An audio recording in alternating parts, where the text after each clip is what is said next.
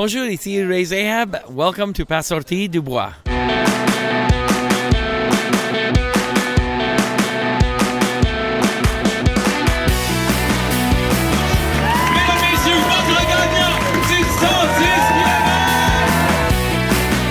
Si tu commences à te sentir bien en courant un ultramarathon, fais-toi-en pas, ça va passer. Grand champion du 125 km! Barres protéinées, barres caféinées, gaufres, drink mix, poudre protéinée, la gamme de produits NAC s'en vient tellement complète qu'avec ça, t'as un arsenal complet pour ton prochain grand défi. Puis surtout pour avant, pendant, puis après les entraînements qui vont t'amener jusque-là. Tout ça, ça se trouve à un seul endroit sur le nacbar.com. Puis parce que NAC est un partenaire du podcast, il t'offre 15% de rabais sur ta première commande en ligne. Tu vas sur leur site web, tu remplis ton panier, puis tant qu'à être là, tu visites la section de l'équipement puis tu choisis du trail swag, puis rendu au moment de payer, tu rentres le code promo pas sorti du bois. PASSORTIDUBOIS. Merci Will, Min et toute l'équipe de NAC et bon épisode. Ouais, on n'est pas sorti du bois, hein? Bonjour tout le monde, bienvenue à cet épisode numéro 112 de Pas sorti du bois. Vous allez voir, on va faire un petit switch en anglais. Vous le savez, on le fait pour un seul invité, one and only one guest that we switch in English because it's a French podcast. But when we have the chance to speak with the great Zahab, we got to switch to English and we got to do an English episode. And the last time we talked together, we had such a good time and people really had a good time. You're someone that is very known in the running community, expedition community, adventure community, and now the coffee community. We're at UTHC, on est à l'Ultra Trail Arikana dans le kiosque de Capic 1 qui est un partenaire du podcast depuis plusieurs semaines. Ils sont là pour toute la fin de semaine, ils servent du café. Vous allez voir, on est vraiment dans l'action. On a des gens qui viennent se chercher du café. On est à quelques minutes du départ du 28 km, donc on voit les gens qui sont ici. Since yesterday we were with the 125K. Elliot Cardin, of course, we're going to talk about this because he's one of your athletes. You're coaching him, but it was only one race going at a time. I mean, the race starts on Friday and there's only that distance that is running. Now we have many distances starting, so there's a lot of people at Mont Grand Fond. It's crazy. Zahab, welcome to Pas sorti du bois. It's so great to be here again, dude. And you know what? My French, it's getting better. I'm practicing it. I practice it with you when you're not recording me, because then I ruin the beautiful language when I am being recorded. So, but I got to tell you, being here, the energy is insane. I mean, I was talking to Marlene yesterday and Seb, who I've known for many years, and it's our second year here doing the coffee, and people talk about races all over the world, and I said to them, living in Quebec as well, we in Quebec have something so special here with this race. This is the best race, I feel, in North America. It's an international event. The energy here is incredible. Thousands of runners will go underneath these start lines into places of Charlevoix that we know, because we love these places, and they'll go and discover it for the first time. I was talking to the winner of the women's 125, and her partner were here at having coffee. They were like, oh my God, the environment is pristine. We can't believe how beautiful it is. We can't believe how green it is. Is it like this all over Quebec? I said, yeah, you know what? It is like this all over Quebec. So it's just so awesome to be here among this, being in the wilderness that we love so much, being here with you. This is great. And I mean, you know what? The Pas sorti du bois podcast, everybody's listening to it. I mean, it's incredible. It's like it's a momentum on its own, right? So to have you here in the coffee booth with us, we're going to drink espressos all day, you and I. Exactly. And we're going to have a lot of fun. I want to thank you because Capic 1 is a partner of the podcast for a while now, since we talked. And when I knew that you guys were coming back in Arikana, we said, okay, we got to do this in the booth, in the action, with people coming, getting coffee. François behind you, doing coffee shots for people. We're going to have a lot of fun. And you mentioned Arikana. I mean, it's 3,000 runners. It's the biggest trail running events in Canada. I think it's got to be the biggest. Am I not mistaken? Is it not the biggest in North America?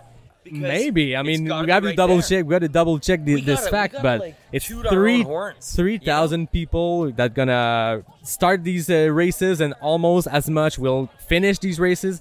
It's totally crazy. And I mean, I've been sleeping an hour and a half since I got here. It's crazy. Elliot, we did an amazing race. Before we dive into your latest expedition, I want to talk about Elliot because we know him. Elliot Cardin's been trying to win this Ultra Trail Arikana 125K for a while. It was his 4th try. He DNF'd in 2019, finished second in a super, super big performance in 2020.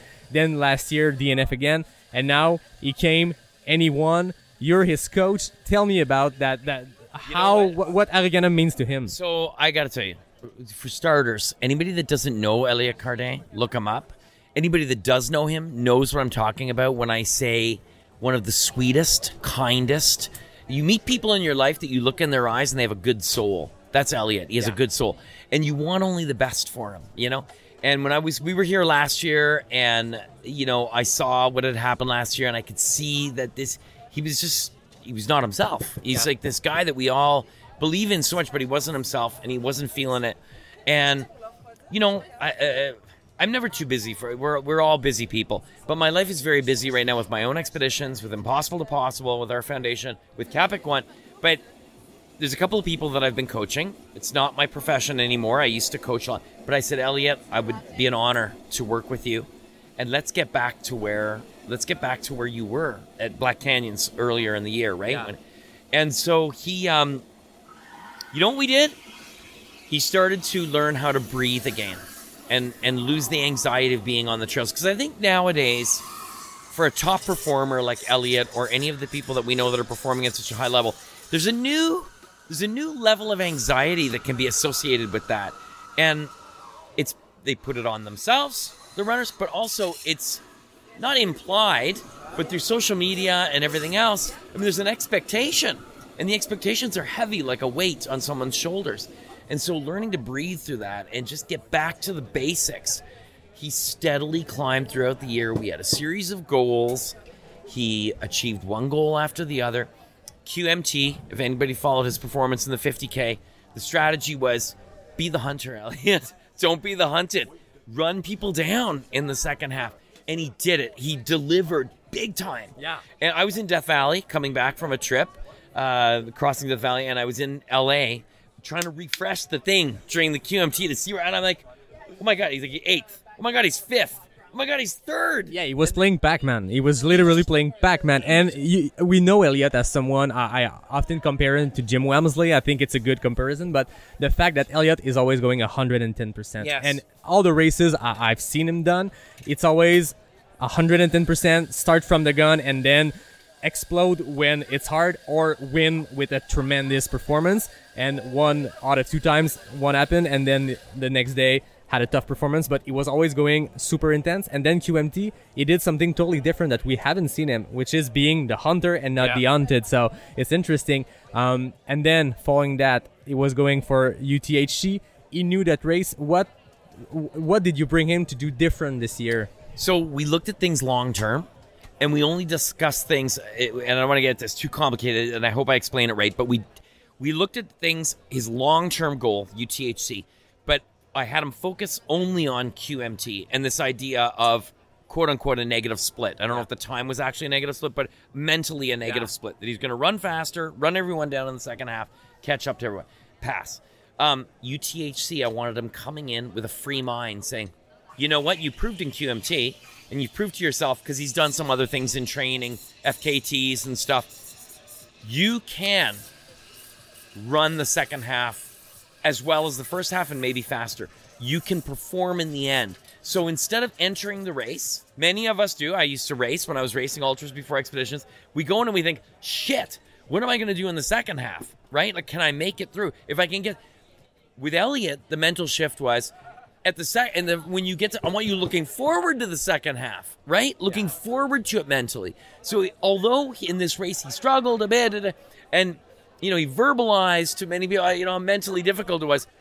Truth be told, his mental was super strong. Yeah. So with that aspect in check, and with his body, you know, being able to breathe through things, he was able to perform and come in like what I think he was a couple of minutes off of David's time last year. It was 3 minutes behind David's time, which is a great performance. And it's interesting what you talk about being mentally strong, because being mentally strong doesn't mean that you have a perfect race where you're at a good place mentally the whole time. But I think he pushed through it. I mean, we talked with Mathieu Blanchard, who was on the course, and in the climb up to Morios, 30th K-ish, he mentioned that Elliott wasn't in the right place mentally. He was really negative, but being strong mentally doesn't mean that this kind of negative stuff doesn't happen. It means that you shut them down or you go through them. And Elliott mentioned at the finish, I talked with him. I mean, he was in the emotions and all, but he mentioned usually feeling that bad, I used to stop my race. Yeah. And then he continued, and not only did he finish,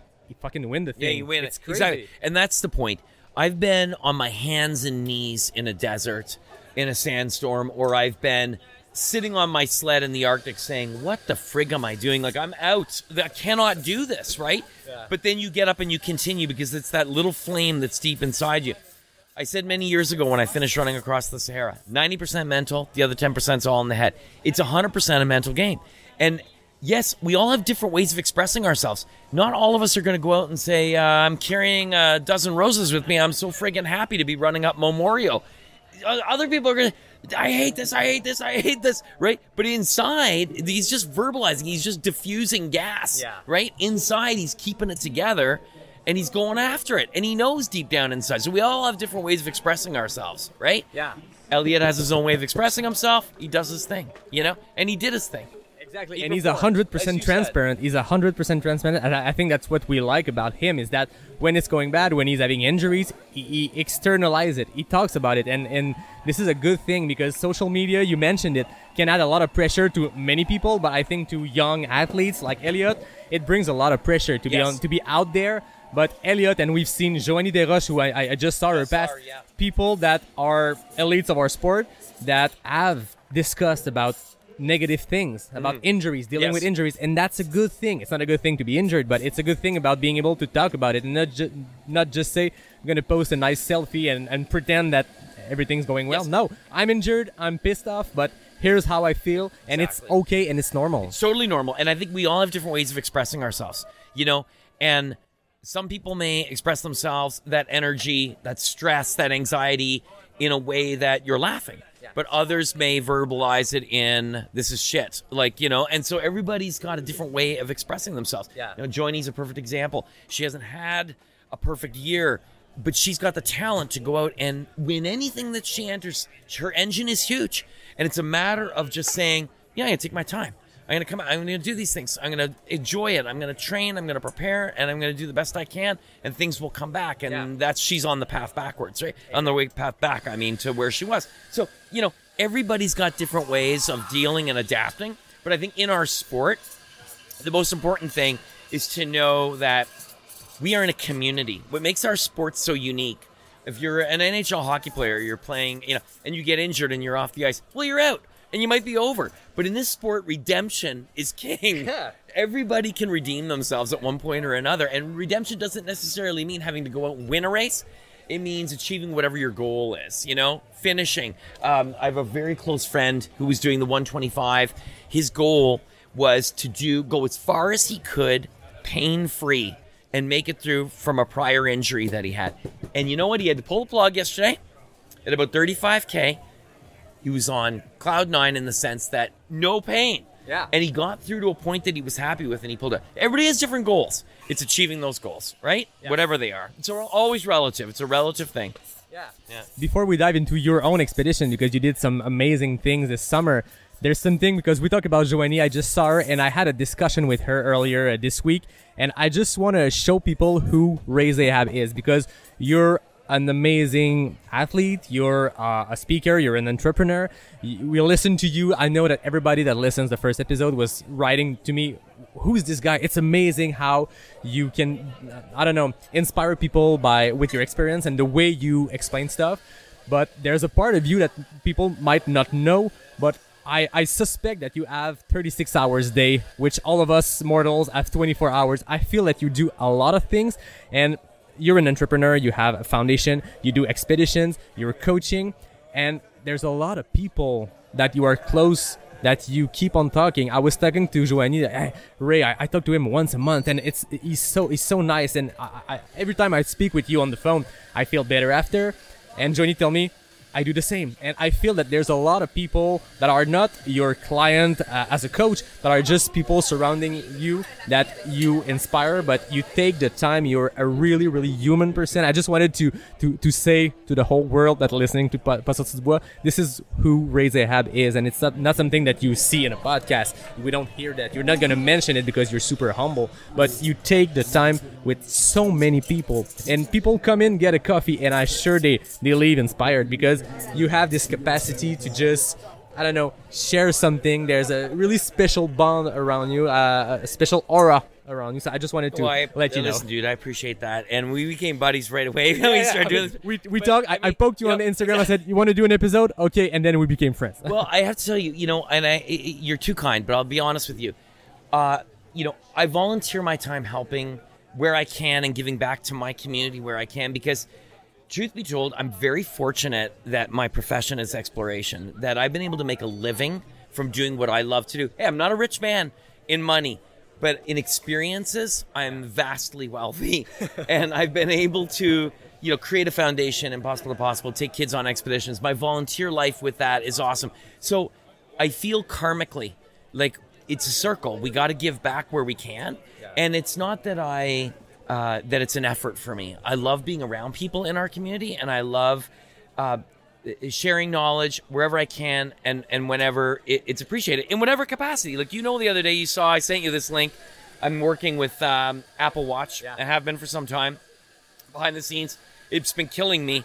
Like, dude, at Christmas time, I can't keep secrets from my wife, my kids, and I'm the worst, so nobody tells me anything, right? So, like, with the Apple Watch, I've been working with them for quite some time, and I haven't been able to say a word about it. But they were very receptive, the team there, to my ideas and things that I wanted to offer. When people are receptive and we're able to share ideas in ultra running and adventure with you, with business and podcasts and everything else, that's exciting for me. And I think that this community, again, the ultra running community, is very collaborative. Yeah. I just saw my friend who had we have to talk to him at some point here. Yannick, come and see us. Let's bring him in the podcast. This is Yannick. There's enough space for two Yannick. Just talking about, so 30 some odd K, and he had this. And this is a prime example of someone with incredible energy. His goal wasn't to go out and win the UTHC. It was to go as far as he could, pain-free, from something that he worked his ass off for a year to come back from an injury, and he achieved his goal. It's extraordinary, and this is the start now, right? Merci d'être là, Yannick. On se connaît par les médias sociaux, on s'écrit souvent, puis j'ai vu ta progression suite à cette blessure-là, puis quand on s'est parlé, je pense que tu as eu ton feu vert pour Arikana. C'est complètement fou, tu devais être aux anges. Comment tu te sens là aujourd'hui? Je sais pas comment s'est passée ta course. Je vais t'expliquer ça rapidement, mais je me sens super bien. Écoute, j'ai fait 36 kilos, je me suis rendu à la marmotte, j'ai manqué le cut-off par 20 minutes, mais j'ai eu des problèmes de rythme cardiaque au début, puis j'avais pas le running fitness pour l'instant, évidemment. Pas de douleur au genou. J'ai été capable, puis je suis arrivé à la base de Morios, il me restait 15 minutes pour dire j'y vas-tu pas? Je dis let's go, j'y vais. Je pensais à Ray, je dis je vais la pousser, je vais savoir c'est quoi les Morios pour la prochaine fois. Je l'ai fait, j'ai monté, j'ai descendu, je suis arrivé en bas, super heureux. Regarde, je peux pas être mieux. Mon garçon, il est encore sur le parcours. Oui, c'est ça. Il est 11e à date dans sa catégorie de 20 à 29 ans. Wow. Puis ils viennent de passer à l'épervier. So, on va le cheerer pour eux autres. Puis toute ma gang est là, ma femme, mes 2 autres enfants courent de 28 km ce matin. Perfect. Une expérience familiale. Exactement. Je suis vraiment content pour toi. C'est le fun de te voir. T'es rayonnant. Puis des fois, on entend parler, un DNF, c'est dur à prendre, un abandon. J'ai l'impression que c'est pas un abandon qui s'est passé, c'est une renaissance après une blessure. Comme j'ai dit à Ray, ça fait 4 DNS que j'ai cette année. Là, c'est comme 36 km de plus qu'un autre DNS. Ouais. Puis pour mon but, c'était qu'on se rende à la ligne de départ. On l'a fait. Puis je l'aurais pas fait sans le support de Ray. It's amazing. He's amazing. This guy's amazing. Yeah. I mean, we were talking about him, like you were talking about him like 5 minutes ago. He shows up, he comes on the podcast. That's what it's all about. We wanted to be in the action. Yeah.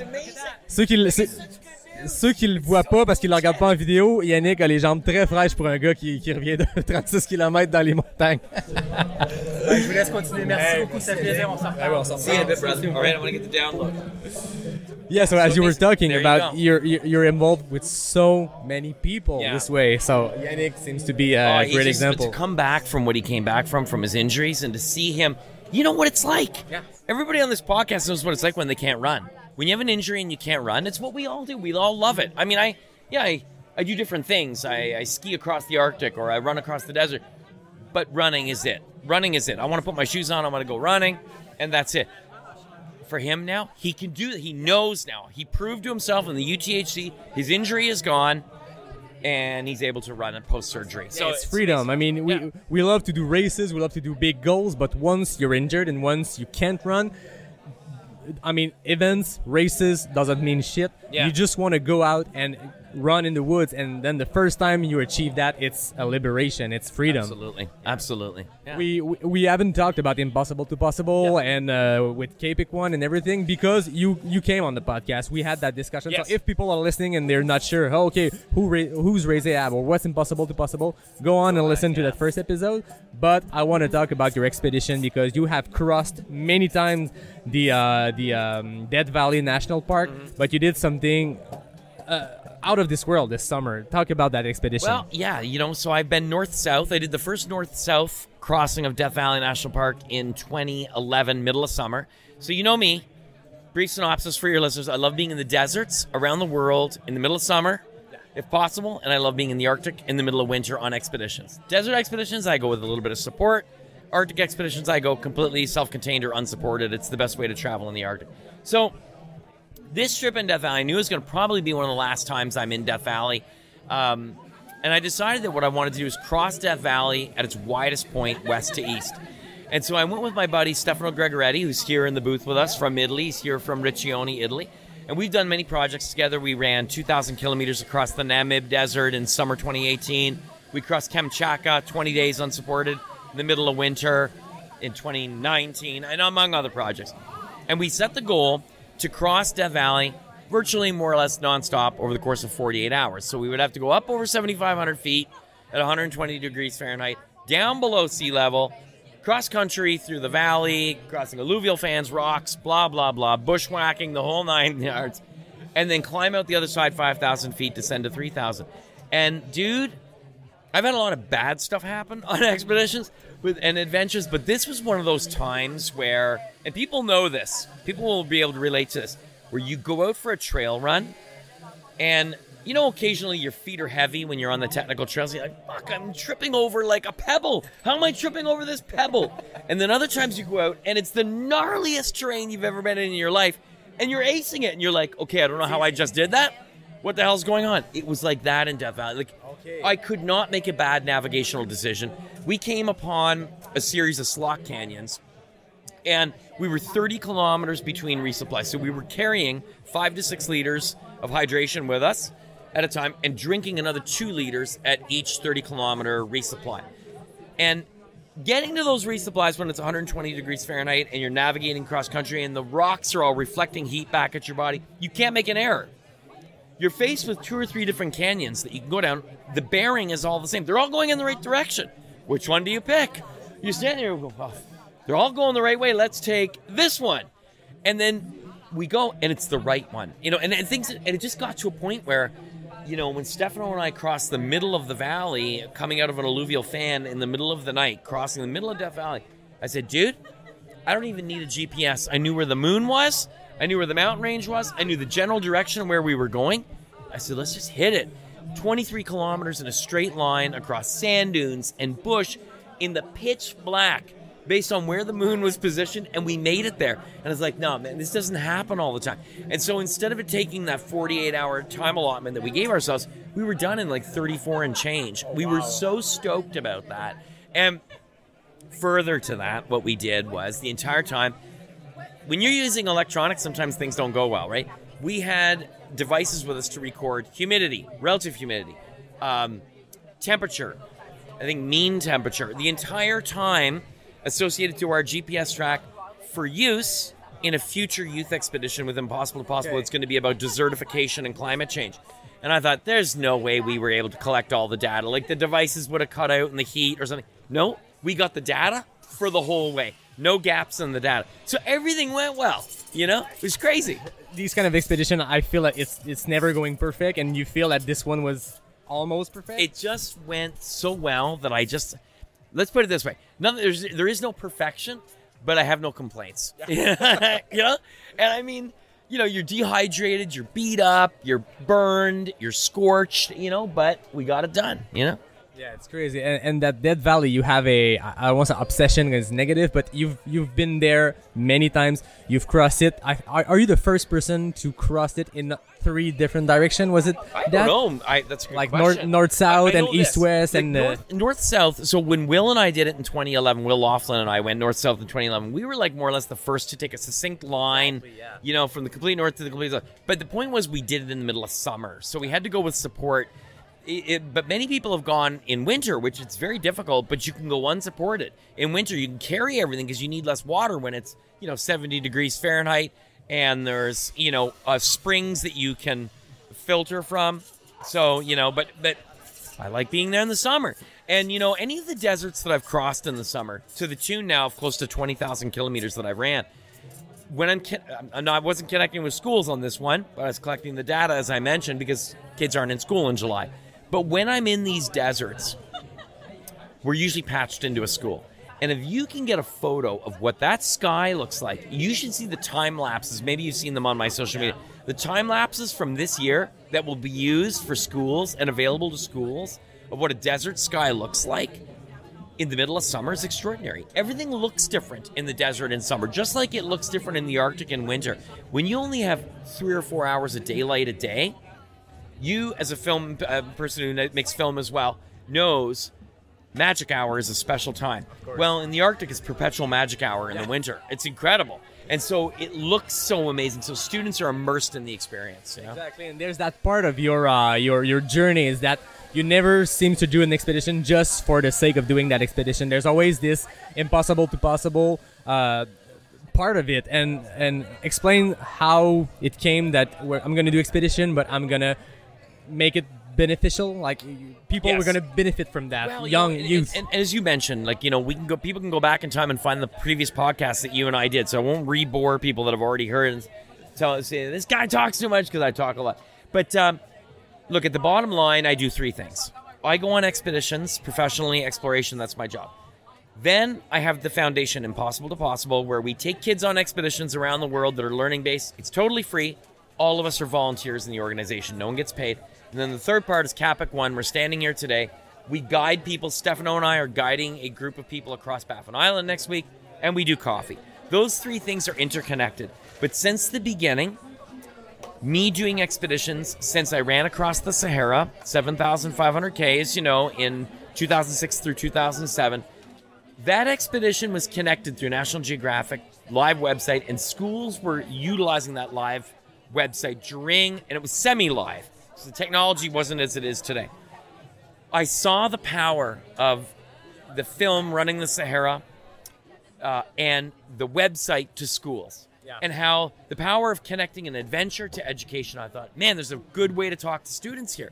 We all love adventure. If I come hiking here with my kids in Charlevoix, we learn something about the mountains. You know, on the trail near Morio, the runners could see blueberries. You can grab fresh blueberries from the trail. So right away, you're learning about something, a little bit about mountain agriculture and ecosystem. There's blueberries that grow here. So that's where blueberries come from. So with adventure, we can learn things. And so I decided that every one of my expeditions would be a way as well, purposefully, for schools to connect to me when I'm out there. So like when I crossed the Atacama or the Gobi Desert, I had 20,000 students following from around the world in real time. That's the best way to learn. I feel that in school youth, there's a lot of young boys and girls that sometimes the theoretical, theory is not enough. And once you talk about climate change, once you talk about where blueberry comes from, whatever, seeing it, experiencing it through an expedition like you do, it changes the way you learn about it. Yes. And I remember when I was young, when we had documentaries and stuff like that, you remember those things. And I feel that this is what you are offering to these youth. You're doing expedition, you're doing amazing things that not a lot of people can achieve, but there's a why. We talk a lot about why and why why we do things and why do we run and why do we do ultra marathons, I feel that your why is super strong and that has many different facets. Yes. Well, it's an interesting thing. The older I get, I'm not getting any younger. I'm 53. I feel like I'm in really good shape now. I can perform at this level for a few more years. I'm going to be focusing more on impossible possible as I get older. But I got nothing to prove. Honestly, I got to do this because I love it and because I'm passionate about it. It makes me happy. And for me to go on expeditions simply for the narcissistic component of it just doesn't interest me anymore. I just don't give a shit. So I'd rather go out and do these amazing things and experience these amazing things, but also in a way that I feel in my own way. And everybody's got their own reason for doing the things they do, and all of it is equal. But for me, I want to share what it is that I'm learning when I'm out there with the students who are following, but also use my expeditions as an awareness building component for impossible to possible, so I can take kids. Like we have Val Gagne working with us today. So Val was one of our youth ambassadors in 2014 when we went to the Atacama Desert and learned about astronomy. Ever since that time, Val is now an adult. We've become really good friends. She guides with our company, Capic One. She volunteers with the coffee. Yeah, she's in the booth right now serving coffees. Exactly. So she's super involved, right? And so, this is what life's all about. Yeah. I've said this before. I think I said this on the last podcast. If you can get up in the morning and look yourself in the mirror and say, you know what? I'm happy today. Like, I'm happy. I'm honestly happy with what I'm doing today. Then you've won the lottery. Yeah. Nothing else really matters, right? So when you find those things in your life, like what I have found with the stuff that I'm doing, and you have happiness with it, then you're comfortable. Do you know what I mean? Yeah. And there's something good about that, and it doesn't necessarily mean the performance expectation. Everybody's got their goals. Everybody has their own goals, and they need to go after those things that makes them happy. If you want to ski across the Arctic because you just want to ski across the Arctic, then that's why you do it, right? Exactly. We all have the reasons that drive us, And it's crazy. They're all good. Yeah, exactly. Yeah. I see this light in your eye when you talk about the youth and the expedition you do and what it achieved. And it's funny because we got to know each other more because we talked since the podcast. And you're really a proud dad. You have two girls? 2 girls. And they are athletes of their own. Yes. And it must be amazing as a dad, as a former... well, you're still an athlete, but as someone we're competing 15, 20 years ago, and you're still an athlete doing totally different stuff now. How is it to see your own children compete? Yeah, it's interesting. I was concerned. How do I say this the right way? As any parent is with their kids, we live in Chelsea. We live in Chelsea, Quebec, Gatineau Park. You go out the back door of my house, you're on single track trails, and you immediately start climbing. You have to climb for 100 meters before you can get anywhere, right?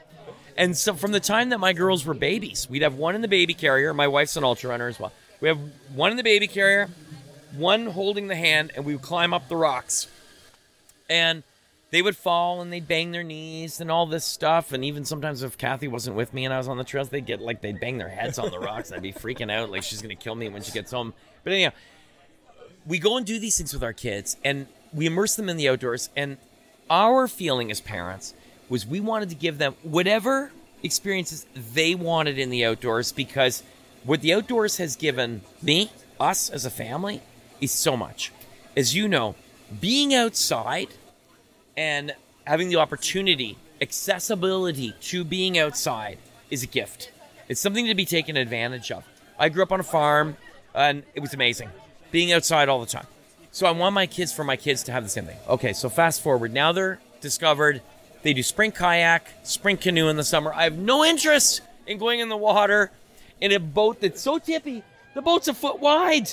This is what they want to do though, right? So they love it. They found their path. They're 14 and 11 now. This is the thing they love to do. So we go to the paddling races. We support them in any way that they want. In the winter, they do biathlon. And they ski a Nordic race. They want to race. If you don't want to race, don't race. But we have a rule. When we get in the van, we get in the car, we're going to go to the mountains, we're coming to Charlevoix to go hiking. If we're not having fun, we're not doing it. There's going to be bad days. There's going to be meltdowns. But you guys got to be having fun while you're doing the sports, or there's no point in doing it, right? You got to have the growth. And there's going to be a bit of pain.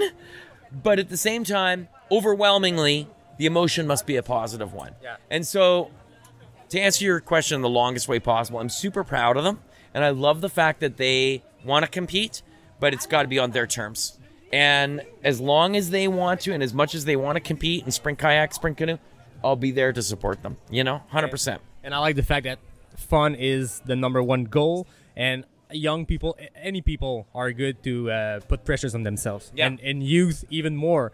You got to compete, and whatever level you compete, with competition come pressure, but I like the fact that it's all about fun. You can compete, and if you're having fun competing, but a lot of people here this weekend are having a lot of fun competing. Yes. But pressure has to be aside, and Pressure. it has to be fun. It has to be all about At the root. Did you had fun on the trails? Yeah. Yes. Mission accomplished. Exactly. Whether you finish first Totally. or 1,000. Yeah, exactly. And it's not always going to be fun. Like Elliot climbing Moriel, right? It's not always going to be fun. But in the overwhelming experience, when you look back in 3 days from now, did you have a good time? Yes, I had a good time. So, it's an interesting thing, too, with my daughters.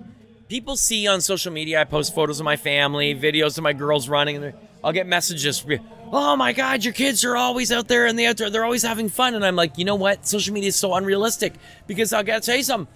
There's an equal number of bad days. When they were young, when they were 10, 11, in that age, like the older one would be 11 and the younger one would be 8.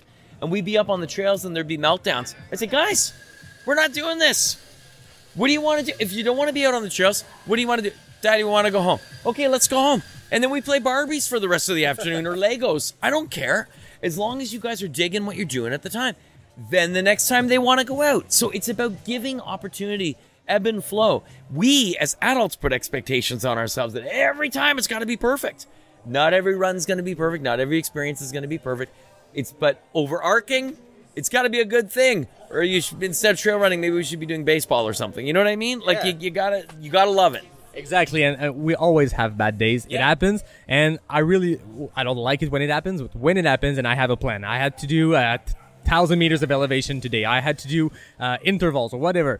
If you're having a bad day, you can switch the focus, switch the gear, and I always go for that easy mountain forest run. Yeah. It's not the plan. It's not what I was supposed to do today, but it's not a good day. My legs are tired. I'm not gonna have fun trying to do the program I was supposed to do.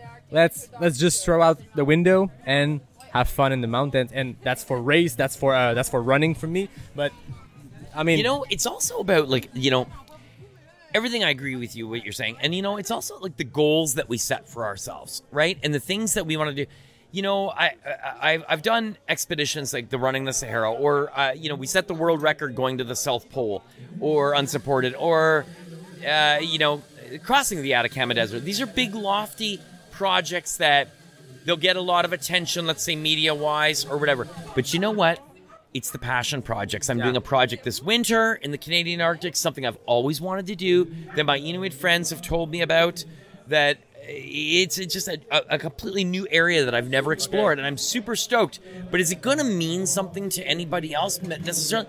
Maybe not so much, but to me it means something. And I think when you derive and find meaning in the projects that you're doing as well, granted, this will be ridiculously difficult, and I'll probably have to be rescued. Who knows, right? But, it's about that, right? Yeah. It's all about that, Can you tell us more about that specific project? Yeah, well, I will. Because this is the way I get on to that Pas Sorti de Bois a third time. We'll do a whole podcast about it right before I go. But I'm nailing down the route right now. And when I have more information, I'll let you know. But suffice to say, I'm going to be moving fast and light. My sled will be probably between 80 and 100 pounds. And I'm going to try to do 40 to 50 kilometers per day in January in the Canadian Arctic when it's like literally minus 50, minus 60. It's heinous. And I'll let you know a secret. I don't like the cold. I don't like the cold at all, and I've done all these expeditions because I can do it. I can get my head around it because I love the beauty of the Arctic. I love the people in the Arctic. I love the landscape, the geography, those skies that we talked about in the middle of winter. It's all worth it. All the frostbite's worth it, right? But more to come on that. But the point being that this project will not be running 2,000 kilometers in the Namib Desert. It's going to be something that's very personal to me, and I will have to explain to people the geography, right? It's going to take some explanation of where I am and what it is that I'm doing. But it's something that for me is very important. Like people, Anne Champagne, we were talking to her yesterday. and she's here running the 65K. Yeah. She's doing it with her partner, and they're here to have a great time, and that's her goal. Yeah. Right? That's what she wanted to do, and she's living that now, you know? And so I think that we find these micro goals, like just having Yannick here a few minutes ago. You could sense the excitement, right? I mean, his goal is completely... He was 6 feet Yeah. over the ground. Yes. He seemed to be on a cloud. Yes. I mean, It's his just- face, the face of the guy that has been injured for a while, and now he had fun on the trail. It's crazy. I Yes. mean, his face was Right? worth $1,000. Totally. And so that defined goal that he had has been met, right? And it doesn't matter what it is. It doesn't have to be something audacious. It has to be something personal. Exactly. You know? Ray, it's always a pleasure discussing with you. I love the fact that you go in the Arctic when it's the colder. I love the fact that you go in the desert when it's the hotter. You're an intense person. Like everything you do it 110%. And I think we should all be inspired by that and try to be like that. Like once you settle your mind on something, I feel that you do it. And whatever it is, maybe it's crossing a desert, maybe it's running a 5K. Whatever it is, we should do it with the intensity and passion you have. So it's always a great pleasure to discuss with you. I love that. Thank you so much. And you know, it's been, look at the love is huge because I'm so glad we met because of this crazy podcast and the coffee and everything else, and seeing what you're doing with the CCC. I can't tell you how many of us were refreshing the tracker, following you, seeing, you know, how's it going? And when you came back and just the way you described your experience is very inspiring to everyone. Everybody can inspire someone else. We can, just like we can always learn from others at different points. The minute we think we know it all and we've stopped learning is when life starts to get boring. Yeah, you know? exactly. And so I entice people to get out there, experience things, learn, listen to the podcast, do different things, live your life like a motocross bike that you've got the throttle pinned and you duct tape it on wide open so you can never put the brake on, you know? That's it. That's how I view things. Yeah, I love it. Thanks All right. a lot, Ray. It was a pleasure again to discuss with you. And with the expedition that you're going, I feel that there will be a part 3. In French, we say jamais 203, so we spoke twice. I feel that there will be a part 3. And I just remember that first episode, how people reacted. I was a bit not worried, but the podcast has been in French for 60 episodes, and the goal is never to switch to a bilingual podcast, except when we speak to Ray Zahab. So thanks a lot. Merci tout le monde qui nous a écoutés. J'espère que le son était pas super. On était dans le milieu de l'action. On entendait Ludovic Collet qui lançait le l'UTHC 28. C'est le party ici. Il y avait du monde. Il y avait 200 personnes qui sont passées pendant l'entrevue. C'était du gros fun. L'UTHC, c'est magique. C'est ça aussi, l'UTHC. C'est un petit village avec des kiosques. Capé qui est ici. Nac est là. Tout le monde est ici. Puis tout le monde se jase. Tout le monde se rencontre. C'est un grand moment de communauté, l'UTHC. J'ai l'impression que c'est comme à chaque année le début de la deuxième partie de la saison. On dirait que il y a le début de la saison, QMT, Arikana, Trail de la clinique du coureur. L'été, un petit peu moins d'événements et Arikana relance la saison d'automne. Il y a des belles courses qui s'en viennent, Bromont, Grand-Duc, peu importe. C'est toujours un grand plaisir d'être à Arikana puis de faire un podcast avec Ray Zahab dans un booth à café, de boire beaucoup trop de café. C'est un grand plaisir. À tout le monde, je vous dis à très bientôt pour un prochain épisode de Pas sorti du bois, le podcast 100% trail.